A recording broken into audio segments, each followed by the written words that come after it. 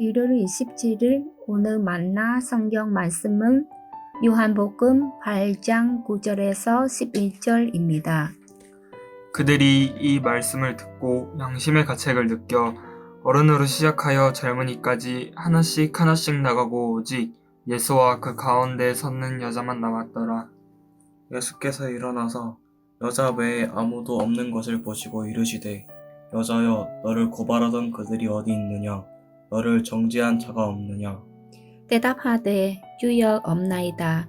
예수께서 이르시되 나도 너를 정죄하지 아니하오니 가서 다시는 죄를 범하지 말라 하시니라. 아멘. 오늘 만나러 만나주시는 하나님을 기대합니다. 서기관들과 바리새인들이 가나마다 현장에서 붙잡힌 여인을 예수님 앞에 데리고 왔습니다. 율법에는 석살형에 해당된다면서 예수님은 어찌할 것인지 질문을 던집니다.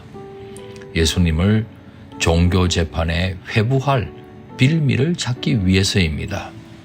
그런데 한 가지 의문이 있습니다.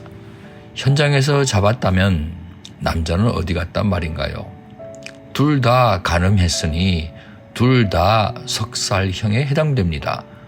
둘 다 데리고 왔어야 했습니다. 서기관들과 바리새인들 스스로 율법을 어긴 겁니다.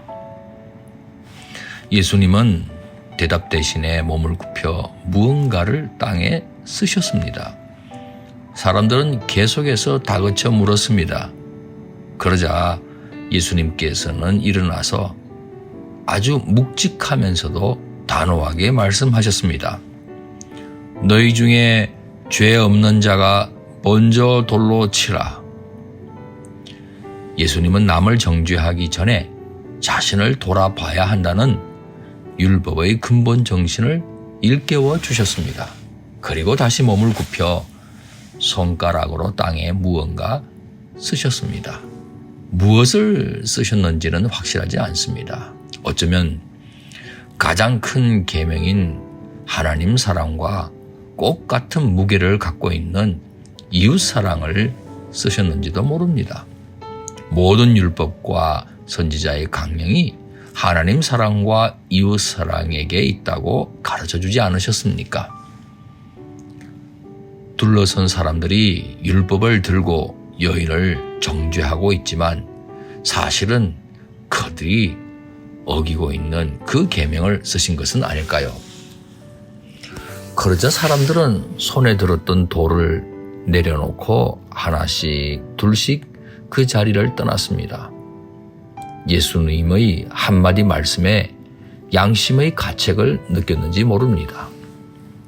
예수님과 여인만 남았습니다. 예수님께서 말씀하셨습니다. 나도 너를 정죄하지 않는다. 떠나간 다른 사람들처럼 예수님에게 죄가 있기 때문이 아닙니다. 여인은 율법에 따라 석살형에 해당됩니다. 그러나 예수님은 하나님의 권세로 죄 용서를 선언하신 겁니다. 살아가는 세상의 영혼들을 구원하고 영혼들에게 영생 주시기 위해 독생 성자 예수님 보내주신 성부 하나님의 마음을 보여주신 겁니다.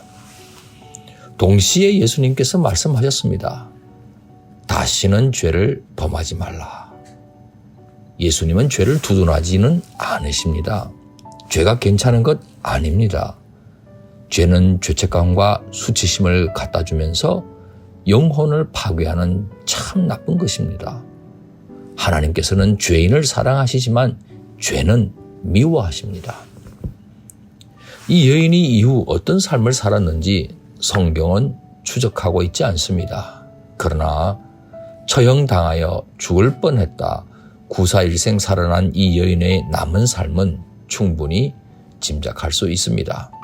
용서는 삶을 변화시켜 줍니다. 하나님을 향한 감사와 헌신으로 가득한 삶이었을 겁니다. 세상은 죄와 죽음의 그림자 아래서 정욕과 범죄, 비난과 정죄, 의심과 불신, 유혹과 시험이 가득합니다. 우리도 수도 없이 범죄했습니다. 그런데 하나님의 용서를 받지 않았습니까? 우리는 용서받은 죄인입니다. 나 같은 죄인 살리신 주 은혜 놀라와 늘 찬송하면서 세상과 구별된 삶을 사는 가운데 다시는 범죄하지 않도록 주님의 은혜를 간구해야 하겠습니다. 하나님께서 다스리시는 나라는 용서와 사랑이 넘치는 곳입니다. 우리도 다른 사람들을 용서하며 살아가야 할 일이겠습니다. 기도하겠습니다. 우리를 사랑하셔서 모든 죄를 용서해 주신 하나님, 구원의 은혜에 감사와 찬양을 올려드립니다. 우리 또한 우리에게 범죄한 다른 사람을 용서하며 살겠습니다. 용서할 수 있는 능력을 더해 주옵소서. 예수님 이름으로 기도합니다. 아멘.